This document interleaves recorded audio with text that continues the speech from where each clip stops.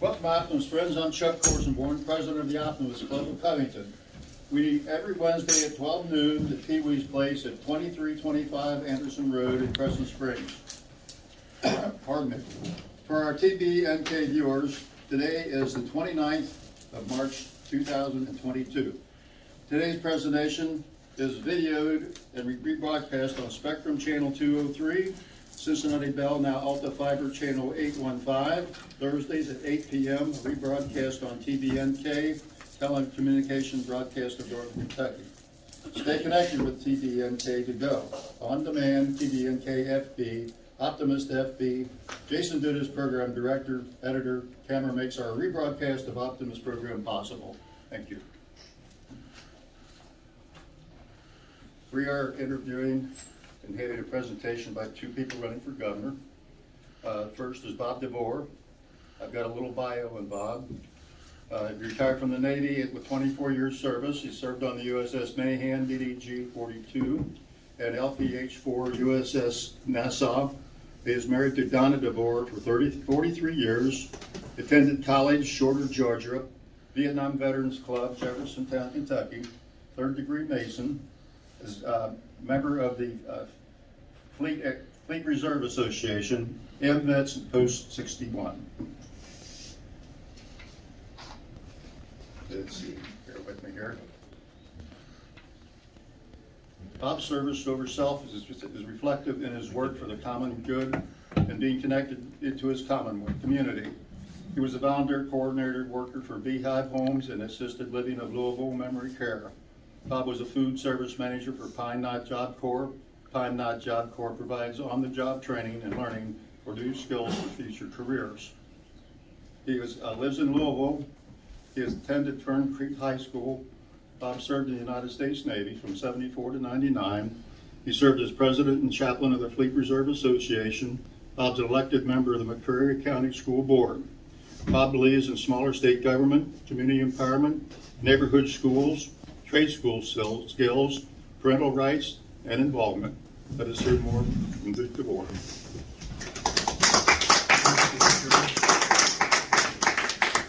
Thank you. Thank you, sir. It's an honor here to be with these wonderful folks who have a passion to serve. My name is Bob Devore. More with Devore. It has a good punchline to it. So why do I have so much passion here? It goes all the way back to my dad at the age of 10, just before the Great Depression. When everybody had all this money going on, everybody's fired up, ready to go, and all of a sudden, guess what? Everything fell out the bottom. The whole thing fell. They lost money. You see people jumping out of the windows because they lost hope. All that money's gone. The stocks hit the bottom. So what happened was, all of a sudden you see these little sparks of hope popping everywhere around the country. My dad and mom, Miss Lily, a nurse, only had 2 nickels rubbed between their fingers. Took a piece of bologna, 2 pieces of bread, slapped it together, and put it out the back of the door for the homeless. That's called a spark of hope. My dad started learning what service is all about. Putting others first before himself. Putting God first, he learned that. At the age of 17, he went into the Navy. He had to have proof and he had to have permission from the teacher because he taught algebra. Okay.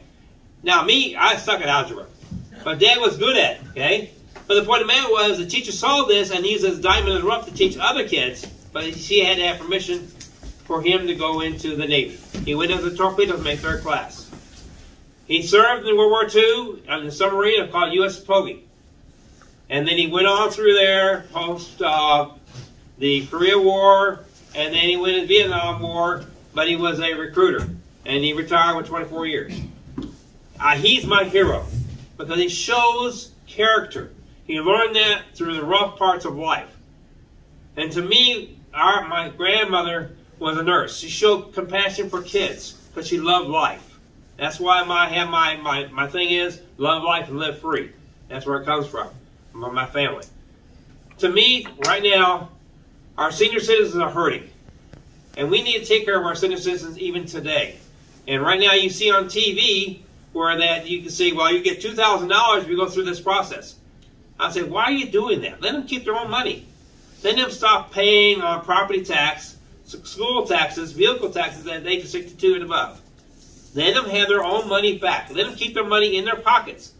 Because right now they're digging deep inside and paying these outrageous costs when it comes to eggs, bacon, cereal, milk, all these things. And then it's just rising on you. The inflation rate is going higher and higher. And of course, you know, the Feds are trying to say, well, we got to change this, and we're going to raise our interest rate 1.5 points. It's going to change the whole thing. That's a bunch of baloney. But the point of the matter is that let's get our senior citizens to keep that money to themselves at the age of 62 and above.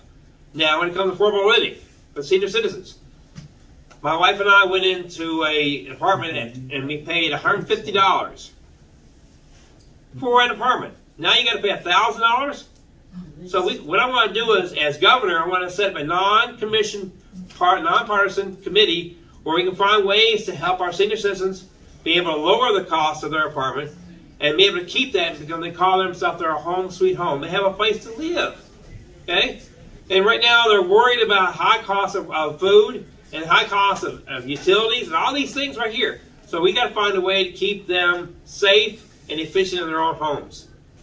Second, I want to talk about our economics. Our cattle is being processed outside of state. Why is that? I mean, that's one thing about the commissioner, which I'm glad, cultural, which I really agree with. We need to have mechanisms inside Kentucky to be able to produce our own products when it comes to milk, our own grain, our own chickens, and chickens being sent out here to China.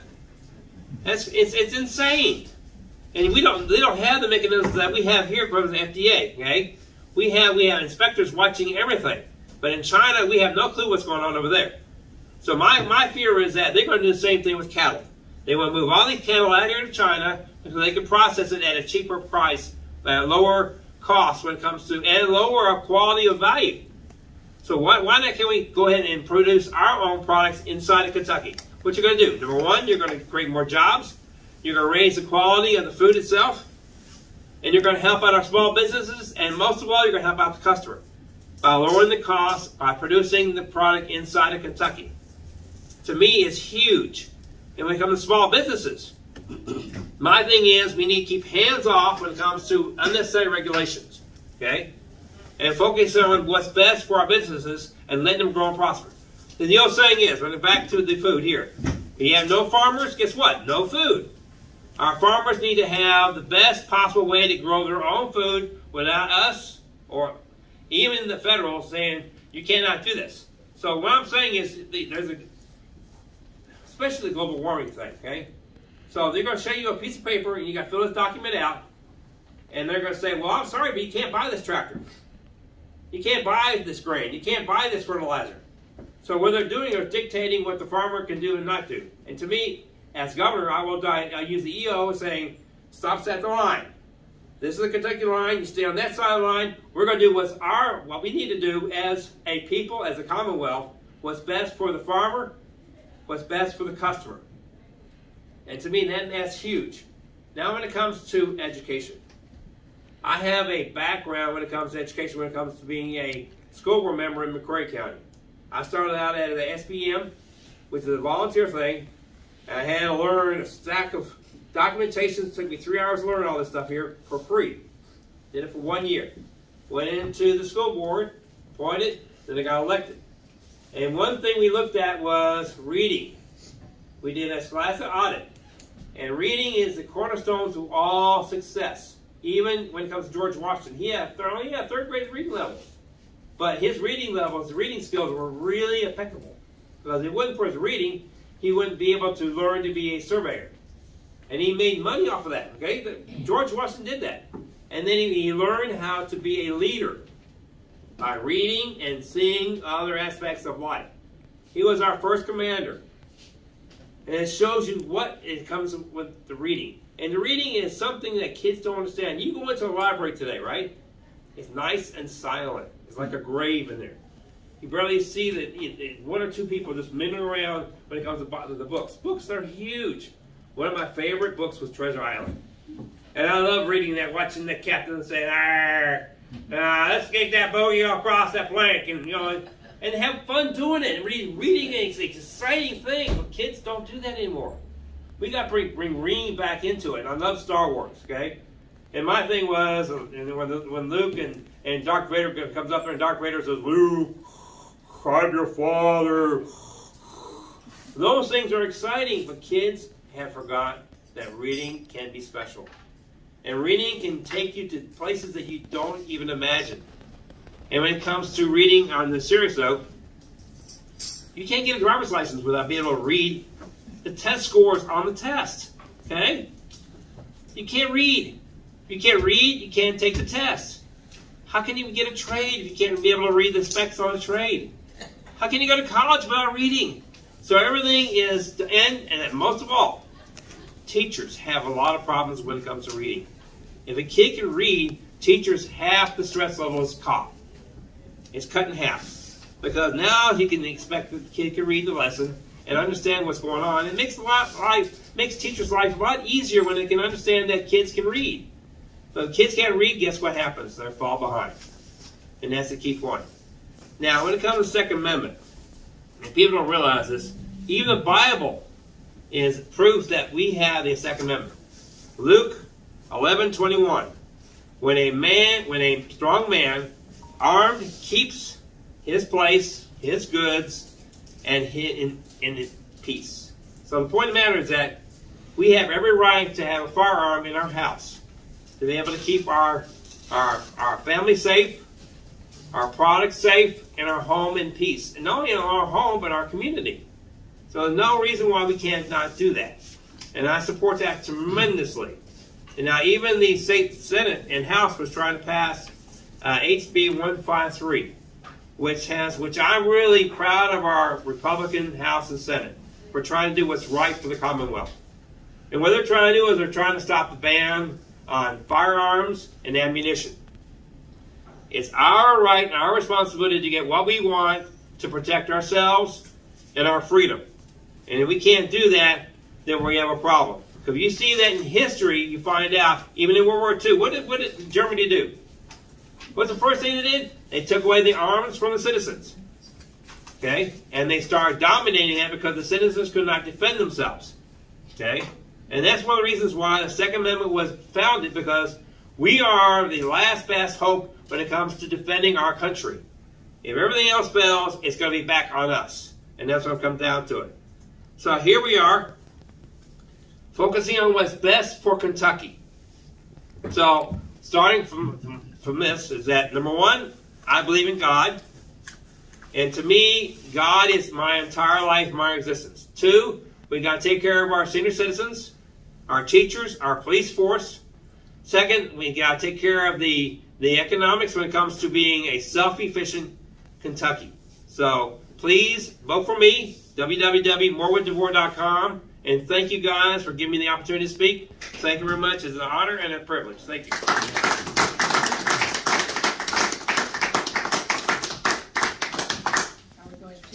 Our gracious and loving Heavenly Father, we thank you for the opportunity to be in a free country, to be able to hear exchange of ideas, and to be able to vote on our elected officials. Be with the speakers today as they tell us their vision for the Commonwealth and as Governor of Kentucky. We ask that you enter into our lives and bless this food to the nourishment of our bodies. We ask all these things in your name. Amen. Now promise yourself to be so strong that nothing can disturb your peace of mind, to talk health, happiness, and prosperity to every person you meet.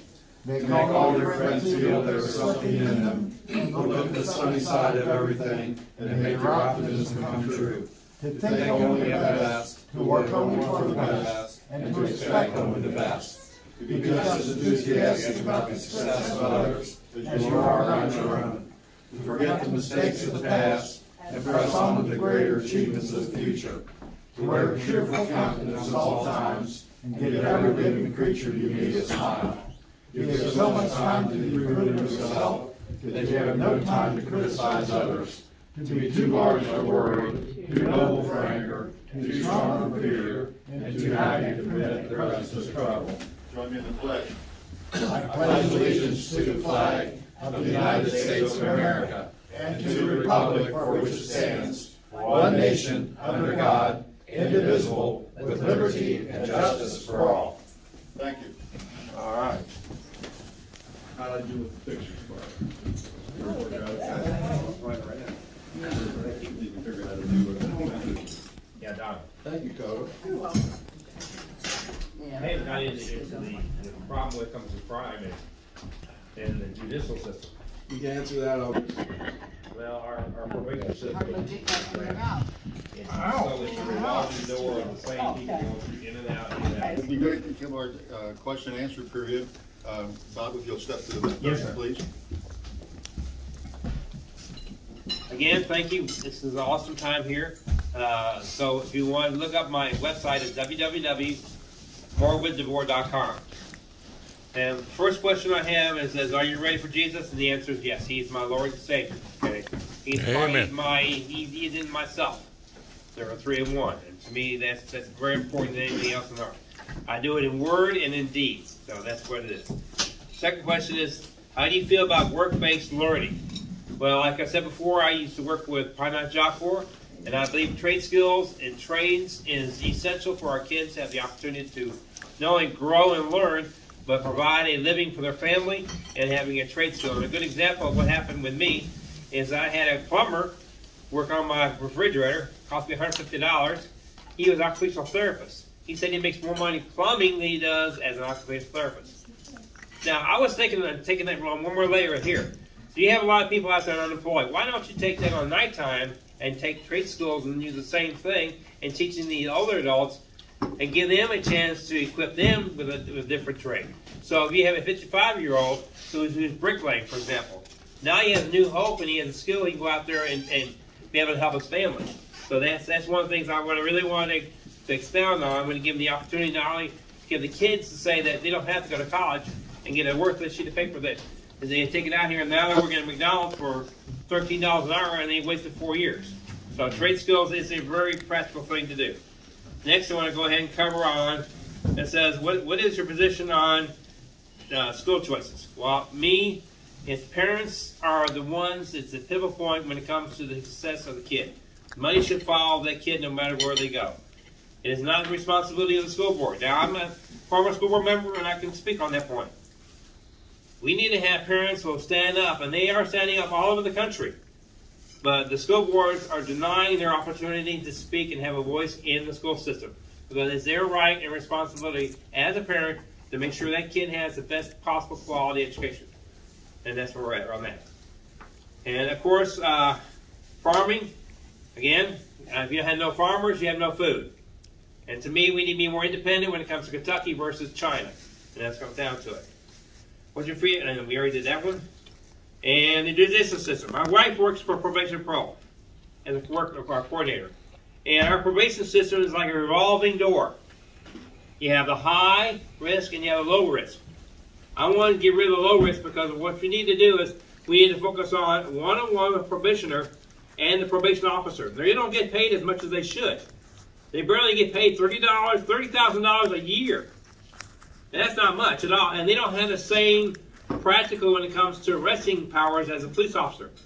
So I think they need to have the same arresting power as a police officer, but they need to raise that money up to where you're going to have quality people because all you need is a 4-year degree. And you go into training, and you're giving a person a chance to get a job, but at the same time, they're overburdened with all these cases coming back because you got these, it's called a sconder, which means they run.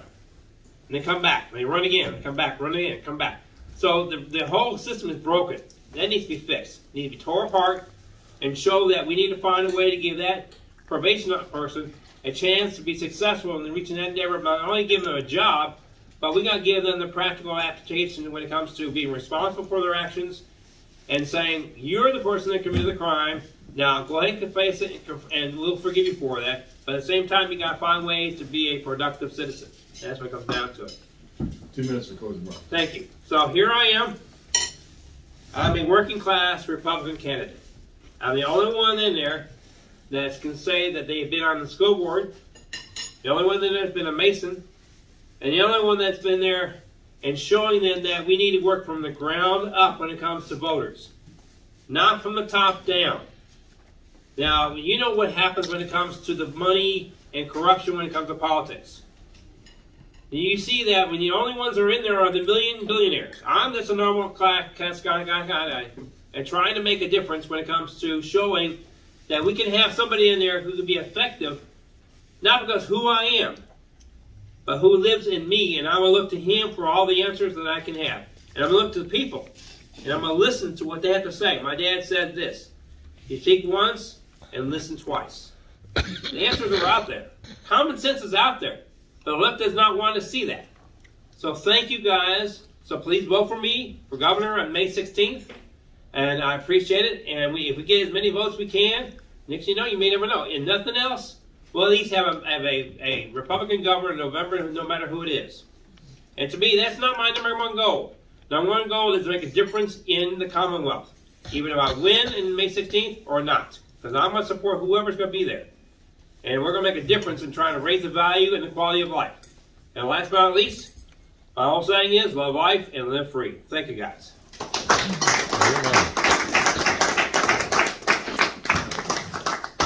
to take a picture with him, Chuck? Yes. Can you take that on the stage with you? I'll get a picture with you. Yes. Take a picture.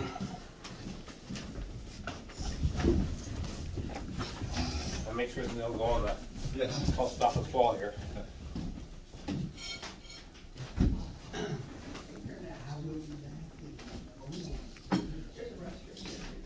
Thank you. It's an honor, gentlemen, ladies. Yeah, humility, you must don't have that. Okay. Is Denny ready? No, where's Denny? He'll be right back. You know, he's just already. He's going. What's that? You don't want to get him up in the middle of the speech. John Middleton, past president of the Optimist Club of Covington. We meet every Wednesday at 12 noon at Pee Wee's Place, 2325 Anderson Road, Crescent Springs. For TBNK viewers, today is Wednesday, March 29th.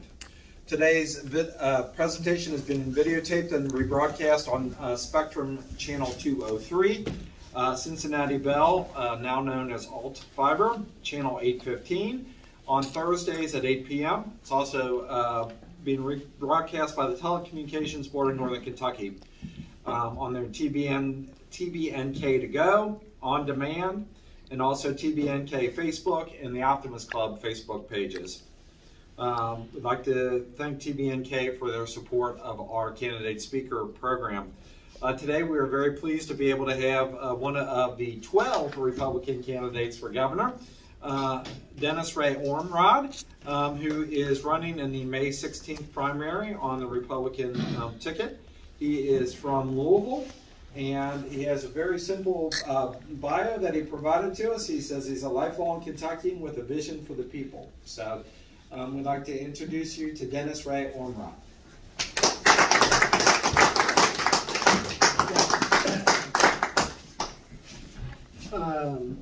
Thank you very much, Janine, and everybody for inviting me to come up here and speak with you guys.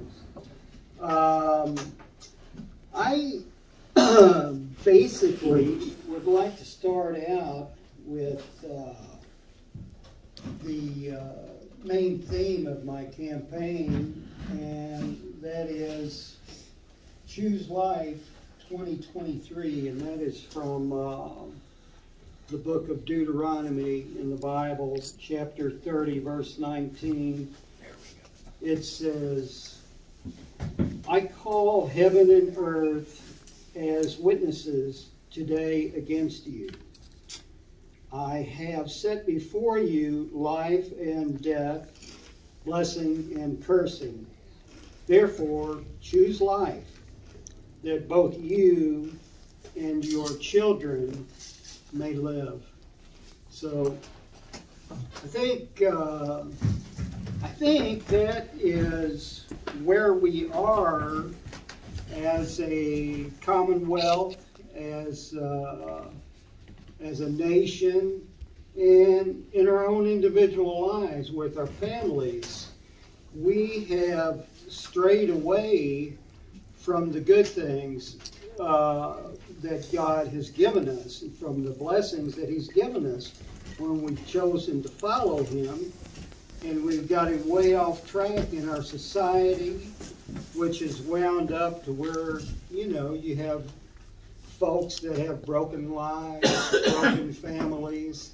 You know, back in the day, it wasn't so much that way. People did have a reverence for what God said. They had a reverence for the traditions, the way they were raised, and that responsibility. I want to say something here that I saw on Janine's card. That responsibility for what happens in our own personal lives, in our family, in our state or commonwealth. We've got a commonwealth here. That's our responsibility. And Janine has on the back of her card, the power under the Constitution will always be in the people. And anyway, that's just the nature of the way God has made us. God has made us to have a free will and to choose whether we're living in a totalitarian state or, I mean, thank God that we have been able to live in the United States of America with the freedoms that are secured by our Constitution, but all of those freedoms have been creeping away from us. And we don't want to let that happen. Let me see what else I was going to get to here. So, some of these different things that have been happening to us. You know, it says at the beginning of the Declaration of Independence, when in the course of human events. And there's just a few things that I thought about. If you look at that. When in the course of human events, you are awakened in the middle of the night and someone is breaking your door down and you try to defend yourself and suddenly there's 30 plus rounds of gunfire going off and somebody winds up dead because of that. When things like that happen, our freedom to be safe and secure in our own home has been transgressed, you know, and that happened right there in Louisville where I live. Somebody, you know, some mayor made the decision that this was what he was going to do was create an unsafe condition to find out some information about drugs or whatever. You're going to break into somebody's house in the middle of the night. The police officers are doing what they're trained to do, and a judge, you know, they took this warrant to a judge, and the judge, you know, said that's fine. Go ahead and, you know, put these people in a dangerous position. And somebody lost their life over that, but the Constitution, the Declaration of Independence, the Constitution, the amendments that one of the big grievances of the people back in that time when we set up our government, they wanted to be safe and secure in their own house. And, you know, so that's been transgressed and cost somebody's life, and that person's life was worth more than $12 million. But anyway, that's one way.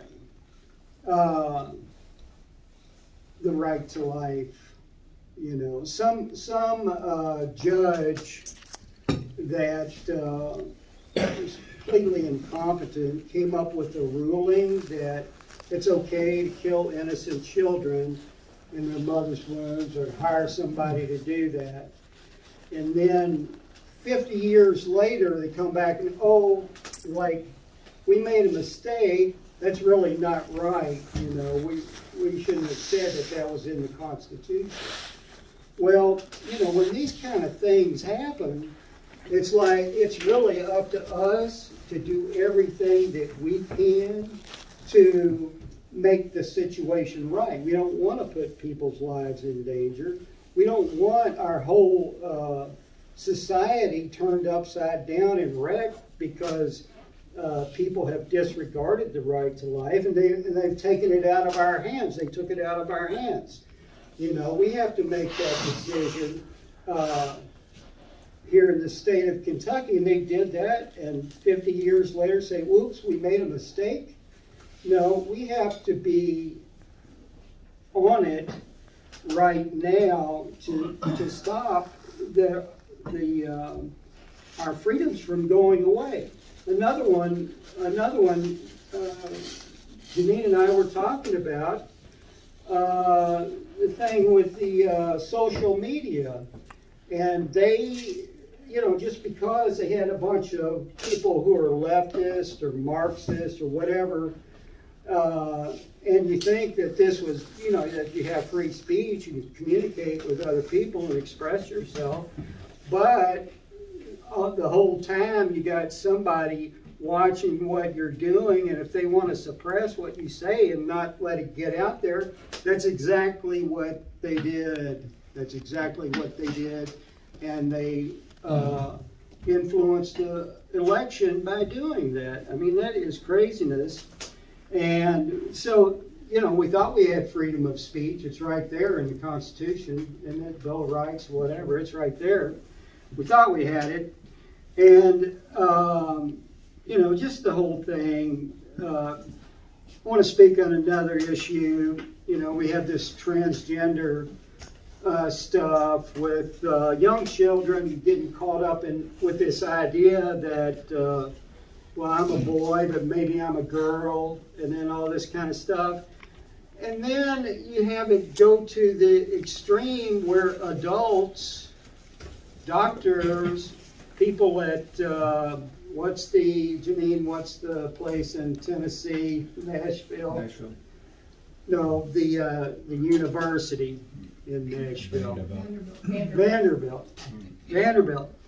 So Vanderbilt has on their website all of this stuff about transgender and how they're doing the operations, and they're doing this to young children.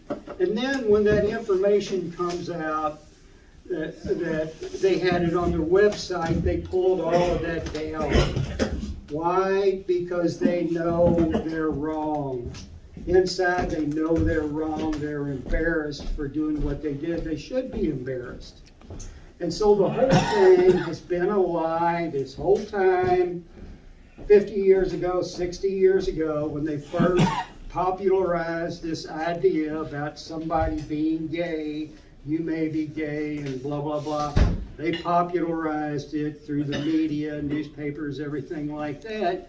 And they got people to believe that lie. God did not make anybody gay. You know, he calls us a man to be a man and a woman to be a woman. But the Bible also says, as a man thinketh in his heart, so is he. So if we believe that lie, we take it on.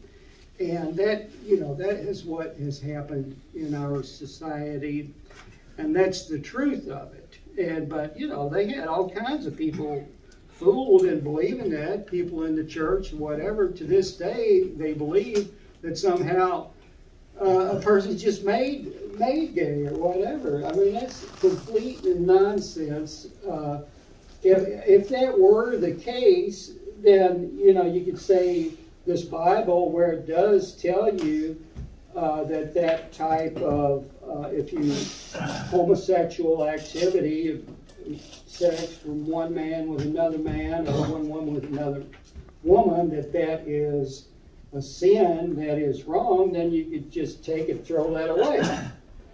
Talk about in our schools with the whole thing about creation. You know, people dream up some sort of an idea that, well, the earth just, you know, caused by nothing. There is no God. There is no you know, they tell these kids, there's no God. There's no reason to live. There's nothing. That's the biggest giant lie. We've kind of swallowed that in the public schools anyway. We swallowed that nonsense.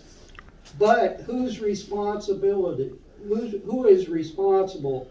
Parents are the one responsible for the instruction of their children. And just because some giant union has been able to,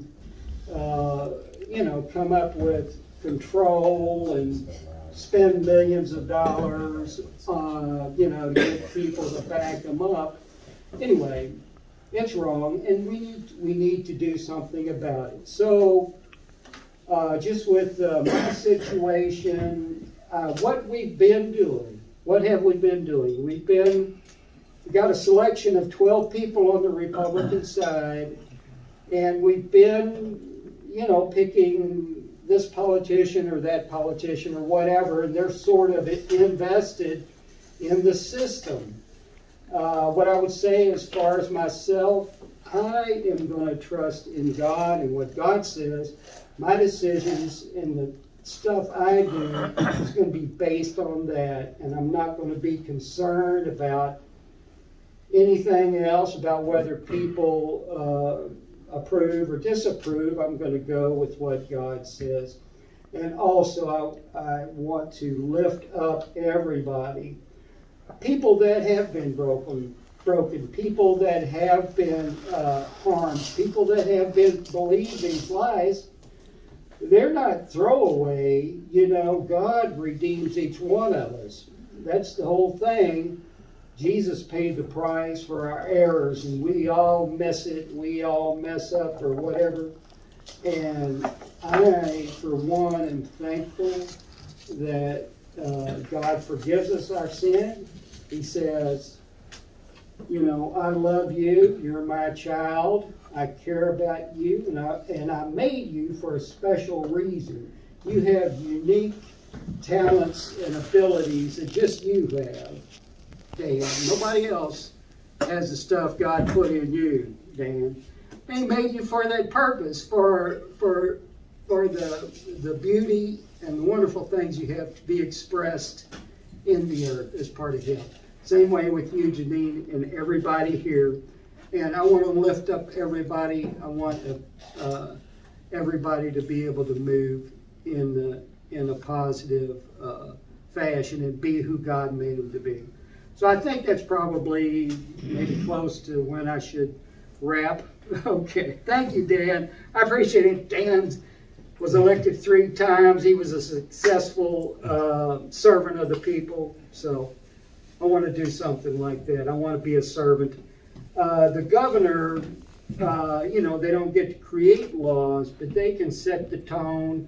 They can influence people, and they can, just put Kentucky in the right track instead of being in this thing we have been with the fear mode and woke mob and all the stuff they're trying to do.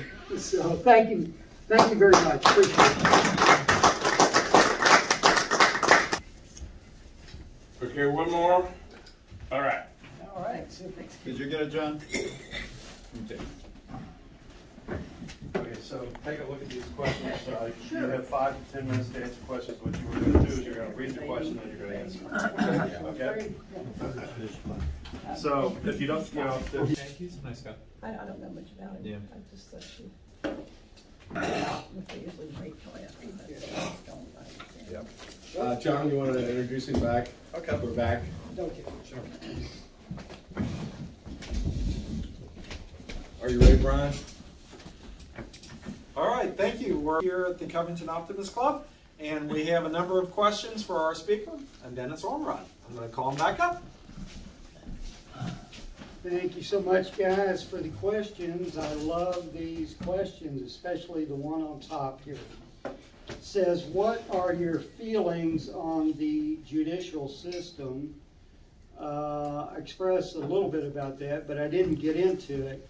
And my feelings about it are, when our nation came into being, there were the representatives of the people that met together to decide what the Constitution was going to be and everything. And as far as the judicial system, there was not somebody sitting in the corner over there saying, you can't do that, you know. this thing about the judicial system having some kind of a godlike position, not allowing the will of the people to be done through their representatives, is wrong, and I suggest we change that. I suggest we change our Constitution, do what it takes in the state of Kentucky to change it so that our representatives, if they want to make a law that benefits our school children, you don't have, somebody sitting over here saying, no, you can't do that. That is total insanity, and that has to change. And we need to make it change instead of saying, oh, well, we tried and it didn't work out. No. We've been playing that game all these years. We need to make a change to get rid of, I think they called it tyranny back in the day. What is your position on school choice? I think that parents need to be in control of what happens with their children and have as much control as possible. What are feelings on work-based learning? I think that is a tremendous opportunity. Myself, I went through an apprenticeship with General Electric as tool and die maker. And that worked out well for me. I was able to work and learn the trade. And so I think those type of things should be encouraged. Are you ready for Jesus? I am ready for Jesus. I met Jesus in a personal way in 1978. I have a personal relationship with him by giving him my life and receiving forgiveness. I thought, yeah, that sounds like a good deal. So I did that, and I feel like he has energized me and given me a view on life that I did not have before that time. So I'm ready for Jesus, and I think we have that same responsibility with the good things that God has given us, the things that we've realized in our lives, to share those things, pass them on, and be a blessing to other people. 2 minutes for closing remarks. Okay. Did Governor Andy Creed touch 5,000? I don't know. You know what? Just a little side note about the Democrats. You know that it's amazing that somebody, they've got all this terrible stuff they're doing, and then they got the woke mob on top of that on their back, everything that, if you don't believe the way they believe, they're going to cancel you, and all of these crazy agendas, the whole thing with coal. Kelly Craft's talking about that, and everybody's electricity bills going up and stuff like that. Anyway, I am surprised that any Democrat could get elected. I think our election system needs help. If we can't trust in what's going on with our election system, we definitely need to revise everything we're doing to make it so people can trust the election system. I mean, if you can't trust the election system. Anyway, folks, pray that just pray that God continues to be with us and bless us in all that we're doing, and because the wrong policies have brought about all this brokenness and wreckage. And just pray that the Lord's going to see us through this, and we'll come out the other side and be able to lift people up and encourage them. Thank you. I appreciate y'all. Thank you, Denny. Thank you all for being here. Come back next Wednesday at the Pee Wee's here for our Covington Optimist Club at 12 noon. Thank you. Thank you.